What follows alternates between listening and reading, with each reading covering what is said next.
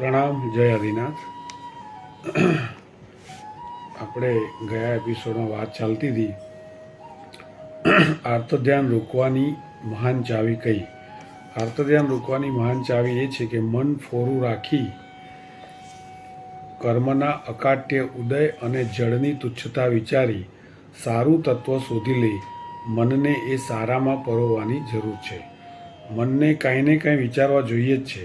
તેથી જો એને સારું વિચારવાનું ન આપ્યું તો એ નરસામાં પડવાનું, ખરાબમાં પડવાનું. માટે સારું તત્વ શોધી કાઢવાનો કસબ શીખી રાખવાનો. આપત્તિ ગમે તે આવો ને, અનિષ્ટ ગમે તે બનો ને, આપણે તો એમાં જરા ઝીણી નજર બનાવવાની. એ જ જોવાનું કે આમાં સારું તત્વ શું મળે એમ છે. ત્યારે પૂછો કે સારા તત્વમાં શું શું આવે. સારા તત્વમાં તો ઘણી વસ્તુઓ છે. મૈત્રી ભાવના, કરુણા ભાવના, વૈરાગ્ય ભાવના, ક્ષમાદિ ગુણની તક, પરિગ્રહની બલા પર કાપ, કોઈ હિંસા આરંભ સમારંભથી બચાવ વગેરેમાંનું કોઈને કોઈ સારું તત્વ શોધી કઢાય, ગોઠવી શકાય, મનને એમાં પરોવાય. એટલે નરસા, નકામા અને નિરાશાજનક વિચારથી મનને દૂર રાખી શકાય. ખરાબ, નકામા, તુચ્છ અને નિરાશાજનક. નરસા, નકામા અને નિરાશાજનક બહુ સરસ શબ્દ છે. નરસા, નકામા અને નિરાશાજનક વિચારથી મનને દૂર રાખી શકાય. નહીંતર તો આર્તધ્યાન ડગલે ને પગલે ઊભું જ છે. કેમ કે પુણ્ય કાચું છે એટલે અણગમતું કેટલુંય બનતું જ રહે છે. વળી જીવ નિસત્વ, નિર્માલ્ય તે સહેજ પણ ઓછું પડેલું સહી શકતો નથી, ચલાવી લેવા ખુશી નથી. પછી આર્તધ્યાનને ક્યાં બોલાવવા જવું પડે એમ છે. આર્તધ્યાન આવી જ જશે. ત્યારે વિચારવા જેવું એ છે કે વારે ને વારે આર્તધ્યાન ચાલ્યા કરે એમાં કર્મો કેવા બંધાયા કરે. અશુભના ઢગ, તિર્યંજ ગતિને યોગ્ય પાપ કર્મના બંધ. ખબર છે ને કે કર્મને ત્યાં ઉધારો નથી. હૃદયના જેવા ભાવ, જેવા અધ્યવસાય, તે જ સમય તેવા કર્મનો બંધ. લેવા ખાવાનું ઓછું, માલ વિનાનું પણ આર્તધ્યાન વારે વારે ચાલવાથી અશુભ કર્મોની કમાઈ ભારે થતી જ રહે. જીવની આ કેવી દુર્દશા. માપ કાઢો દિવસભરમાં આ કેટલું ચાલે છે. માટે જ આ ટાળવા અટકાવવા સારું એ ઓછું પડેલામાં કે અનિષ્ટ લાગેલામાં સારું તત્વ જોવાનું. દાખલા તરીકે પૈસા ઓછા મળ્યા કે ખોવાયા એ સારું થયું, પાપ ઓછા થશે. ફલાણો ભારે બોલી ગયો, સારું થયું, આપણે ક્ષમા નમ્રતા કેળવાઈ આપણાથી વગેરે વગેરે. તો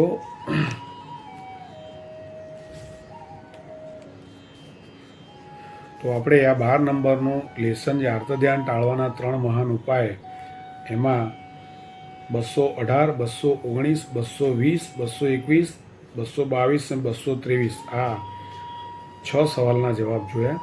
સવાલ ફરીથી: અનિષ્ટ અણગમતી વસ્તુ ટાળવા કે અટકાવવાનું આર્તધ્યાન ન થવા દેવા માટેના કયા 3 મહાન ઉપાય છે? મનને સારું ભાવિત કઈ રીતે કરવું? બગડેલામાંથી સારું તત્વ કઈ રીતે શોધાય? કર્મના અકાટ્ય ઉદય અને જળની તુચ્છતા સમજાવી.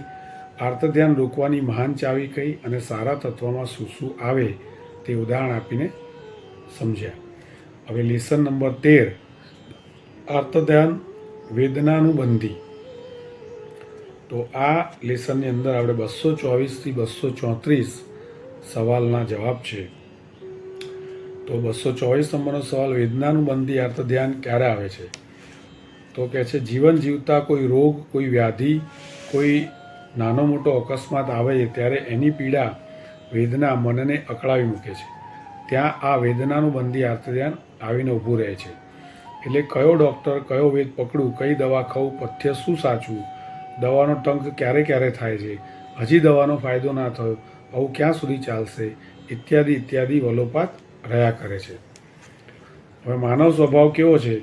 માનવ સ્વભાવમાં કેવું છે? પોતાનામાં જ રસ. કેમ જાણે પોતાનો આત્મા એ કોઈ વસ્તુ જ નથી. તે એનો વિચાર જ નથી. વિચાર માત્ર ખોખાનો ને એની જ વ્યાધિ, વેદના, પીડા ટાળવાનો. બીજાને વાત કરવાની હોય તો એની જ, બીજા પાસે સાંભળવાનું હોય તો એનું જ. એમાંય પોતાની જ કાયાને અને પોતાની જ નિરોગીતાને એટલું બધું મહત્ત્વ કે પેલો જો પોતાની કાયા વ્યાધિ વગેરેની માંડે તો એના પર સહાનુભૂતિ નહીં પણ કંટાળો. એને તો રસ માત્ર પોતાની કાયામાં, પોતાની નિરોગીતામાં, પોતાના રોગ અંગેની વાતમાં. માનવ સ્વભાવ કેવો છે? સૌને વધારેમાં વધારે રસ પોતાનામાં છે, પોતાના સ્વાર્થની વાત અને વસ્તુમાં છે. મહાત્માને રસ શેમાં હોય છે? તો ઉદાહરણ આપી સમજાવો. આ બાજુ આધ્યાત્મ જગતમાં મહાત્માને શેમાં રસ છે? તો બીજાના ભલામાં. મહાન આત્માઓ આમાંથી બાદ છે, કેમ કે એમના દિલ એવા ઉમદા છે કે એમને સ્વાર્થનું નહીં પણ પરાર્થનું વ્યસન હોય છે. એટલે પરના ભલાની વાતમાં એમને વિશેષ રસ હોય છે. અવસરે પોતાની ભારે પીડાની પરવા નહીં, પણ સામાન્ય થોડી પણ પીડા ન આવે એની જ ચિંતા. ખંદક મુનિનું ઉદાહરણ છે. ખંદક મુનિએ રાજાએ મોકલેલા મારાઓ એટલે કે સૈનિકો આવીને કહે છે કે અમારા રાજાના હુકમથી અમે તમારી ચામડી ઉતારી લેવા આવ્યા છીએ. ત્યારે મુનિ ખુશી થઈ કહે છે, ભલે, સારું કર્યું રાજાએ, એ તો મારે સગા ભાઈ કરતાં ભલેરો. હવે તમને તમારું કામ કરતાં હાથને તકલીફ ન થાય એ માટે તમે કહો એ રીતે હું રહું. આ કેટલો બધો ઉમદો વિચાર! પોતાની જીવતા શરીરે આખી ચામડી ઉજળાઈ જવાનું પીડાનું દુઃખ નહીં, પરંતુ ઉજરડારને જે આયા છે, જે ચામડી ખેંચવાના છે, તેમને તકલીફ ન થાય એનું દુઃખ. આ ઉચ્ચ કોટીની ઉમદાગીરી છે. દિલ આપણું ઉમદા છે એનું માપ આપણી પીડા ભૂલી સામાન્ય પીડાની ચિંતા કરીએ એના પર નીકળે છે. એથી ઉલટું પરપીડાની પરવાજની અને પોતાની પીડા અટકાવવાની કે પોતાની સુખ સગવડ સંભાળી લેવાની ચિંતા એ અધમતાનું લક્ષણ છે. અભક્ષ્ય ખાઈને બીમારી મિટાવે, મહાકર્માદાનના ધંધા કરી પૈસા કમાય ઇત્યાદિમાં આવું જ છે. તો આ સવાલનો જવાબ હતો કયું લક્ષણ અધમતાનું છે? સવાલ નંબર 228. માનવ જીવન શા માટે છે?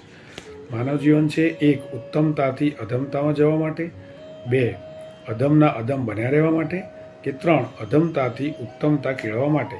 જો આપણે પૂર્વભવે અલ્પકસાય અને દાન રૂચિ આદિ ગુણોથી મનુષ્ય આયુષ્ય બાંધીને આવ્યા છીએ તો ઉત્તમતા લઈને આવ્યા કહેવાય.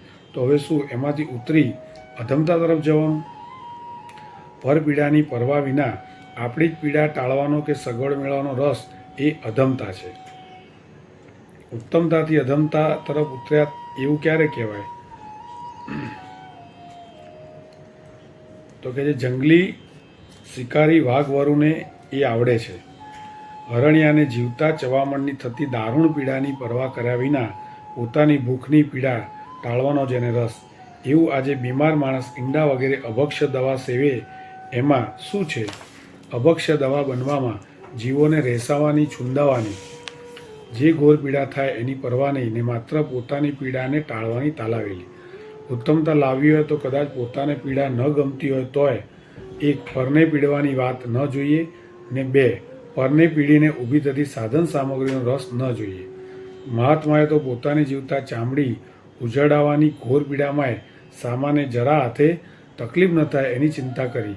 તો આપણે આપણી થોડીએ તકલીફમાં બીજા જીવોને રહેસાઈ જવાનું દુઃખ ન થાવ એટલું ન વિચારીએ? જો એ વિચાર ન હોય તો આપણે પૂર્વભવે કમાયેલી ઉત્તમતામાંથી અધમતામાં ઉતર્યા એમ કહેવાય. કુદરતનો કર્મસત્તાનો કાનૂન શું છે? 232 નંબરનો સવાલ.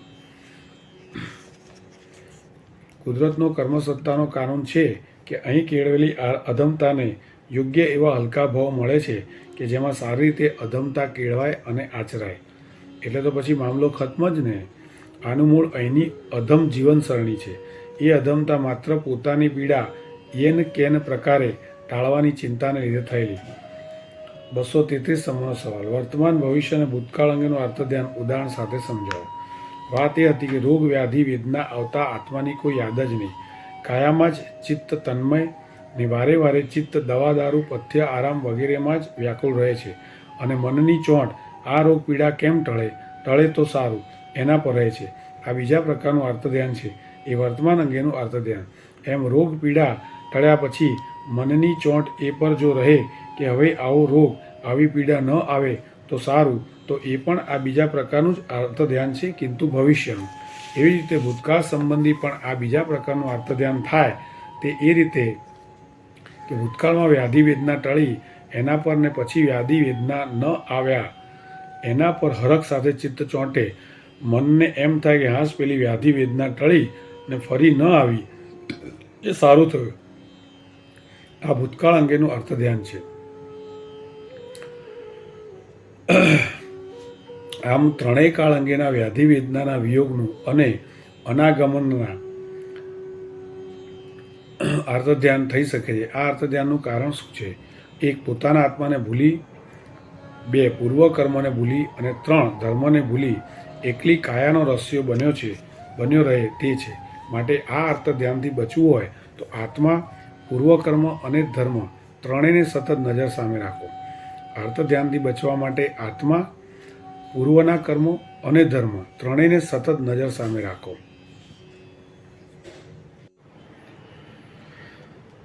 હવે આ વિડીયોમાં લેસન નંબર 14 વેદનાના આર્તધ્યાનથી કેમ બચાય. આપણે આગળના વિડીયોમાં આર્તધ્યાન વેદનાનું બંધી કેવું હોય તે જોયું. હવે આ લેસનની અંદર 235 થી 244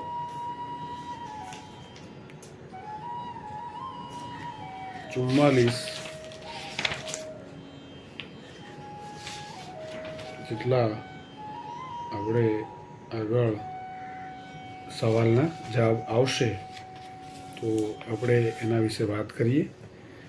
તો 235મો સવાલ છે, વેદનાના આર્તધ્યાનથી બચવા શું ઉપાય છે? તો જવાબ, વેદનાના આર્તધ્યાનથી બચવા આ ઉપાય છે કે કાયા સાથે આત્માનો વિચાર હોવો જોઈએ.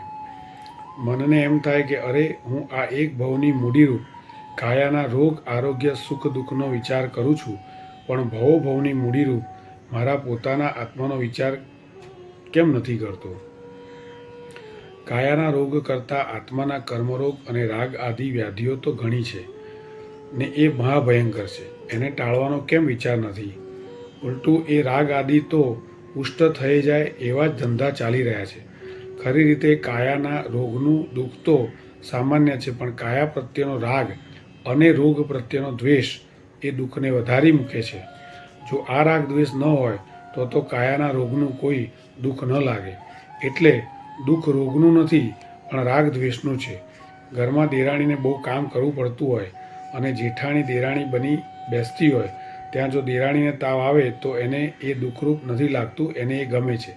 એના મનને એમ થાય છે કે હાશ, મજૂરીમાંથી બચી, હવે રોગ મોડો જાય તો સારું. બોલો, આમાં રોગનું દુઃખ ક્યાં લાગ્યું? અત્યારે એને નિરોગી કાયા પર રાગ નથી ને રોગ પર દ્વેષ નથી, તેથી રોગ દુઃખરૂપ નથી લાગતો. હવે કાયાના રોગને શું રૂવે? જન્મ દુઃખ દેનારા આત્મા રોગને રડવું જોઈએ. તો આત્માનો વિચાર હોય તો મનને એમ થાય કે જીવડા, કાયાના રોગને શું રૂવે છે? અહીં અને જન્મ દુઃખી કરનારા કર્મરોગ અને રાગ દ્વેષ, ઈર્ષા, અસૂયા, લોભ, લંપટતા, હિંસા, અસત્ય, અનીતિના ભાવ વગેરે વગેરે આત્મરોગની ચિંતા કર. એ ટાળનારા ઉપયોગોમાં બહુ લાગ. આમ આત્માના વિચારથી વ્યાધિ વેદનાનું આર્તધ્યાન અટકે. 2.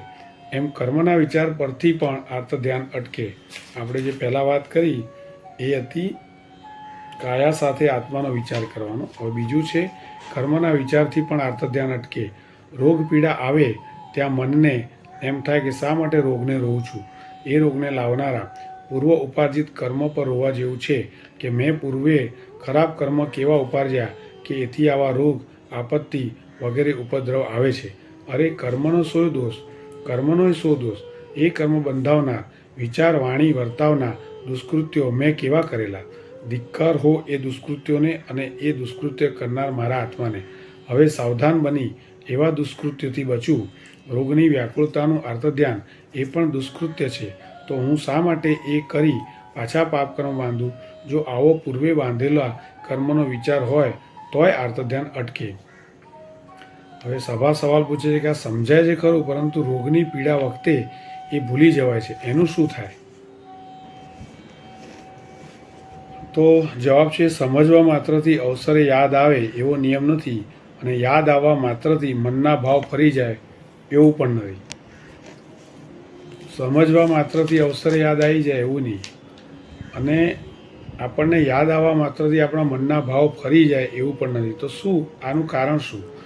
તો કે જે અવસરે યાદ નહીં એનું એક કારણ એ છે કે રોગ વગેરેમાં જીવને જે વ્યાકુળતા થાય છે એ જુગ જૂના સંસ્કારને લીધે બને છે.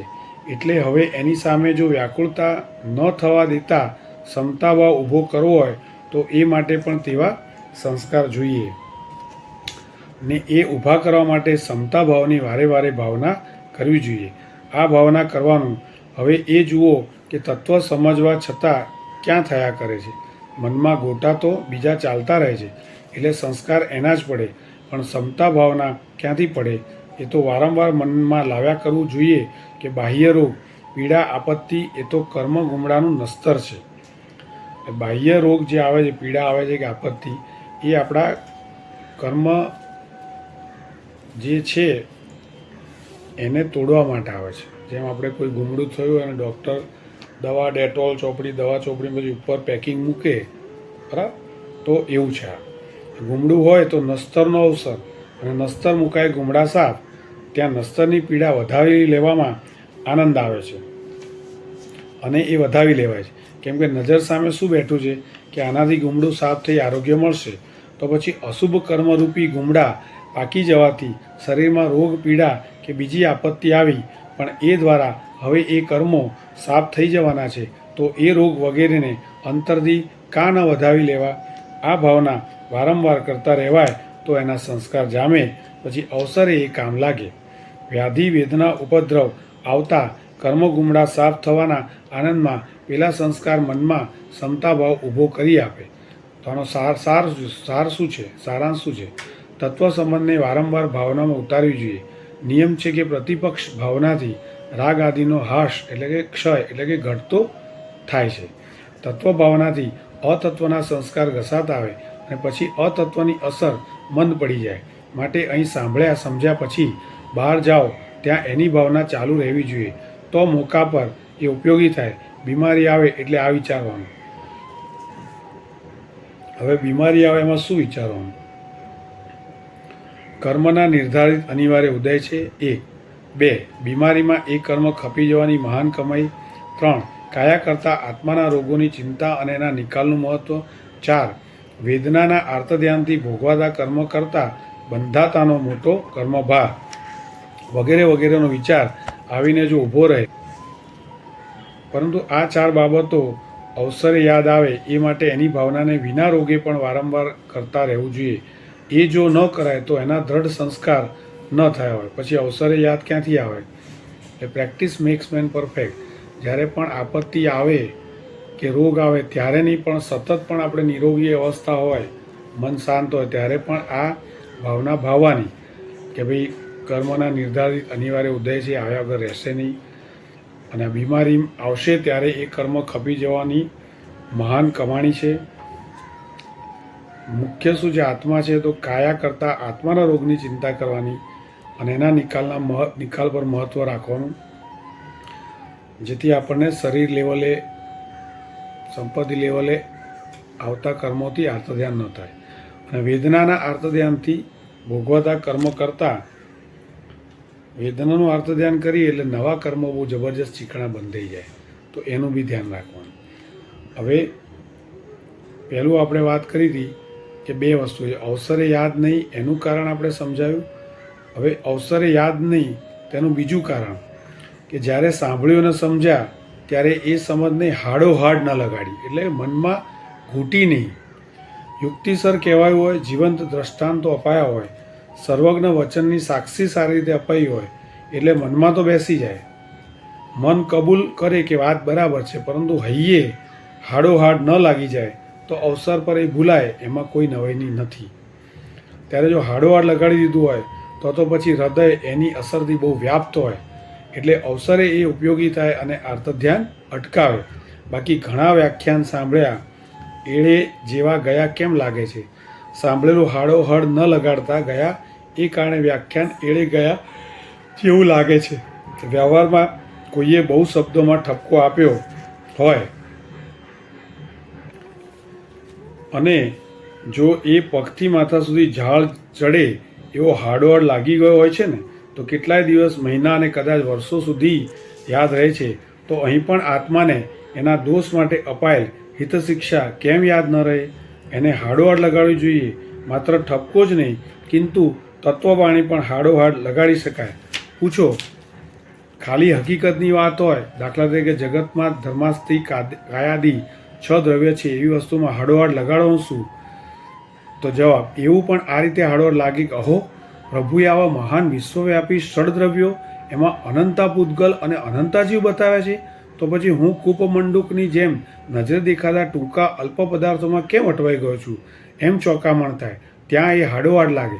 પછી એની ભાવના એટલે કે વારંવાર ચિંતન સહેજે થયા કરે કે તેથી અવસરે રોગ આપત્તિ આવી એ પર પણ એ ચિંતન આવીને ઊભું રહે અને આર્ત ધ્યાનથી બચાય છે.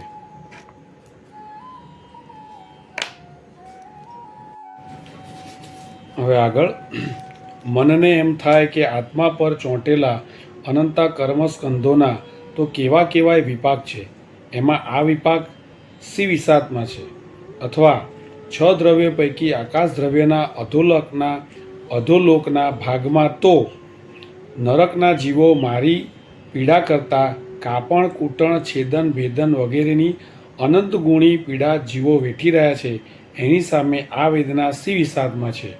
અથવા 6 દ્રવ્યમાંનું આત્મદ્રવ્ય શુદ્ધ સ્વરૂપે તો અરૂપી અમૂર્ત રોગરહિત નિર્વિકાર છે, પણ વર્તમાન રોગ દેખાય છે એ તો કર્મોદયની ઉપાધિના લીધે છે.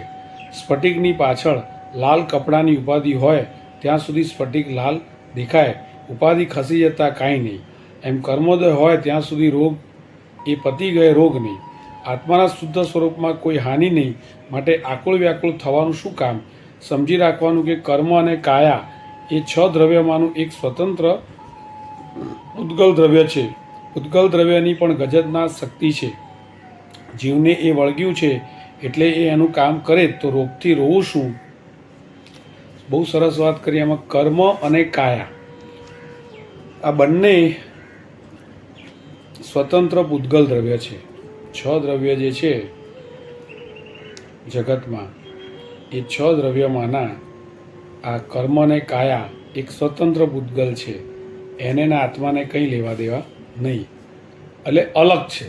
લેવા દેવા એ રીતે ખરા કે ભાઈ જ્યાં સુધી આત્મા મુક્ત નથી ત્યાં સુધી શરીર ધારણ કરવાનું જ છે, એટલે શરીરમાં આત્મા છે અને કર્મ છે એ આત્મા પર લાગેલું આપણે એક લેયર સ્તર બનાવેલું છે. પણ બંને છે ઇન્ડિવિજ્યુઅલ અલગ. શરીર પણ અલગ છે અને કર્મ પણ અલગ વસ્તુ છે.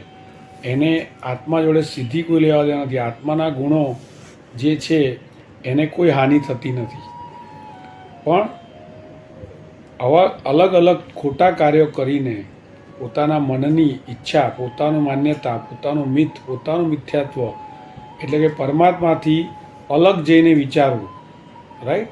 તો એ બધું મિથ્યાત્વમાં આવે. એના લીધે આપણે કર્મ ઊભા થાય છે. પરમાત્માએ શુભ ભાવ કરવાનું કીધું, આપણે અશુભ ભાવમાં રમીએ છીએ. પરમાત્માએ ધર્મ ધ્યાન ને શુક્લ ધ્યાન કરવાનું કીધું, આપણે આર્ત ધ્યાન ને રૌદ્ર ધ્યાનમાં રહીએ છીએ. માટે કર્મ અને કાયા એ અલગ સ્વતંત્ર ચીજ છે એમ માનવાથી એને લઈને આવતા પ્રોબ્લેમ, જેમ કે કાયામાં રોગ થાય અને કર્મ જ્યારે ઉદયમાં આવે ત્યારે કોઈ પણ રીતની આપત્તિ આવે, તો એ બધાના લીધે કંઈ થતું હોય તેના માટે રડવા નથી બેસવાનું. પરદેશી તત્વ ઘૂસે ત્યાં ઉથલ પાથલ થાય જ. આત્મા છે એ ઓરિજિનલ વસ્તુ છે, કર્મ અને કાયા એ પરદેશી તત્વ છે. એટલે ખરી રીતે આ કર્મ અને કાયારૂપ પરદેશી તત્વથી સાવધાન બનવા જેવું છે, એને જ હટાવવા જેવા છે. કદાચ એન કેન અનુચિત પ્રકારે રોગ હટાવ્યા પણ નવા નવા કર્મપૂતગલ આત્મામાં ઘુસાડ્યા તો દુઃખનો કે એ રોગનો કાયમી અંત ક્યાં છે? જ્યારે આવી સમજ આવી જાય કે ભાઈ કર્મ અને શરીર બે વસ્તુથી આ પ્રોબ્લેમ છે અને એટલે આપણે ભવ ફર્યા કરીએ છીએ આ 4 ગતિમાં, તો આ ભવમાં એટલીસ્ટ તત્વ સમજ એવી કેળવવાની કે આવતો રોગ કે આવતું કોઈ પણ પ્રવૃત્તિ કે ઘટના એ બધી કર્મના આભારી છે. એ બંને બહારની વસ્તુ છે, પરદેશી તત્વ છે. એટલે ઉથલ પાથલ કરવા આવે છે પણ તે વખતે આત્માનું કશું બગાડી શકતા નથી. પણ ચોક્કસ આત્માના ગુણો તો એવા ને એવા જ રહેશે. આત્મા તો સ્ફટિક જેવો જ છે, ક્રિસ્ટલ ક્લિયર જ છે, પણ એની પર આ કર્મના લીધે એક લેયર બની જાય અને એ લેયરમાં આપણે રમ્યા કરીએ. એને લગતા જ કામો આપણને સારા લાગે, સુખ લાગે, દુઃખ લાગે, તો પછી આત્માના જે ગુણો છે એ લેવાની વાત તો બહુ દૂર રહી. તો આત્માના ગુણો જે છે એ સમજવાની જરૂર છે, નહીં કે પોતાના પૂર્વભોના કર્મથી આવતા આપત્તિ, રોગ, કાયાના પ્રોબ્લેમમાં આપણે લેવાઈ જવાનું, એવું નહીં કરવાનું. નહીંતર તો પછી આ બધા દુઃખ અને રોગનો કાયમી અંત થશે જ નહીં. શું પરદેશી તત્વના પ્રવેશ અને સંબંધ ઊભા રાખી સુખી થવું છે એમ દુઃખ પીડા નથી જોઈતી? ન બની શકે. જો પરદેશી તત્વનો પ્રવેશ છે અને સંબંધ છે તો પછી એ શાશ્વત સુખ નહીં આપે, માત્ર આભાસ છે, ભ્રમણા છે. ખરું સુખ તો લાંબા સમય સુધી ટકી રહેવું આત્માનું સુખ છે, એને કશી જરૂર છે નહીં. જે છે એ મથામણ શરીરને ટકાવવાની છે, રાઈટ. માટે પરદેશી માલરૂપ કર્મને જ હટાવવાની સતત પેરવીમાં રહું. શાંતિથી રોગ સહી લેવો એ પણ પરદેશી તત્વરૂપ કર્મને હટાવવાનો એક રસ્તો છે. રોગમાં તો પાપ કર્મના કચરા સાફ થાય છે, ત્યાં વ્યાકુળતા સી, ત્યાં હાયવોય સી, ત્યાં નારાજી સી. તત્વની હકીકત પર પણ આવી ભાવના બહુ કરાતી હોય તો અવસર એ જરૂર ઉપયોગી થાય. રોગ વેદનાના અને બીજા અર્થધ્યાનને અટકાવે. જો એ ભાવનાનો અભ્યાસ નથી તો સહેજે ભૂતકાળની વેદના પરના વલોપાત યાદ આવવાના. એના રીઢ સંસ્કારો અર્થધ્યાન કરાવશે. એટલે કહો, વર્તમાન તો શું, પણ ભૂતકાળ અને ભવિષ્યકાળ અંગેના પણ અર્થધ્યાન જીવને પજવે છે. રોગ કેમ જાય, પૂર્વે ગયો તે સારું થયું, ભવિષ્યમાં ન આવે તો સારું, વગેરે ચાલ્યા કરવાનું બને છે.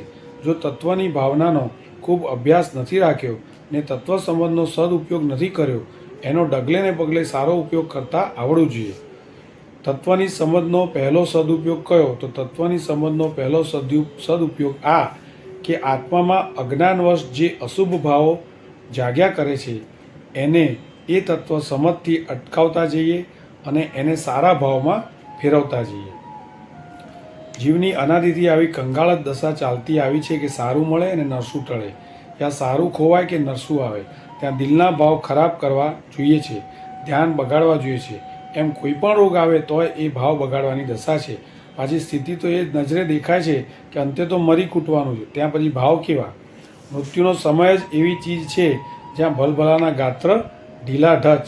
ભારે ભયંકર ખરાબ ભાવો પૂર્વે વારંવાર કર્યા હોય, આગ્રહથી એને છોડ્યા ન હોય, પછી મોત આવીને ઊભું રહેતા એ અશુભ ભાવની કુટેવ મિટાવી શકતો નથી, તો પછી શું કામ જીવન જીવતા એવા ઉગ્ર કસાયને એવા ભયંકર ભાવોની લત રાખવી? મૃત્યુ વખતે કરુણ અંતનું પ્રત્યક્ષ દ્રષ્ટાંત.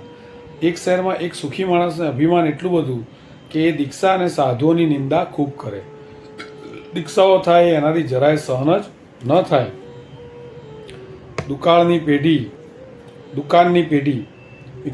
દુકાન પેઢી પ્રતિષ્ઠાવાળી, ઘરે ઘોડાગાડી, ઘોડો એવો અરબી ઘોડા જેવો કે લગામથી સહેજ ઇશારો થતાં ભર બજારના રસ્તે પવનની ઝડપે દોડે.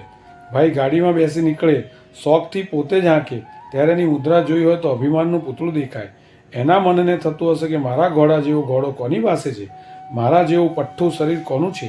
આવા ને આવા અભિમાનમાં એ બીજાની આગળ ચારિત્ર દીક્ષાની અને મુનિઓની નિંદા ભયંકર શબ્દોમાં કરે જાય. આની પાછળ દિલમાં કેટલા ભયંકર અશુભ ભાવ અને દુર્ધ્યાન ચાલ્યા કરતા હશે તે વિચારો. પરંતુ એકવાર પાપના નતીજા રૂપે બન્યું એવું કે એણે મોટા છોકરાનું લગ્ન લીધું અને આખી રાતને જમવા નોતરા ફેરવ્યા. જમણ દિવસ આવ્યો, સવારે ઉઠીને નાસ્તા પાણી, નાહવા ધોવા વગેરેનું કામ પતાવ્યું, ત્યાં સુધી પઠ્ઠા જેવા શરીરમાં નખમાય રોગ ન દેખાય. પરંતુ એકાએક શું થયું કે હવે જ્યાં એને નાત જમણની વાડીએ જવાની તૈયારી છે ત્યાં જ બ્લડ પ્રેશર વધી ગયું. કહો કે એના અહીંના તીવ્ર પાપના ઉદય શરીરમાં ગમે તે વિક્રીડાએ ઊભી થઈ, તે માથામાંની નસ તૂટી ગઈ, જીભ ખેંચવા લાગી. ભયને પીડાનું ને બીજું કેટલું કેવું હશે તે બોલવા ગયા પણ બોલી શું શકે? ઓ સિવાય બીજો અક્ષર જ ન કાઢી શક્યા, કારણ કે જીભ અંદર ખેંચાતી હતી.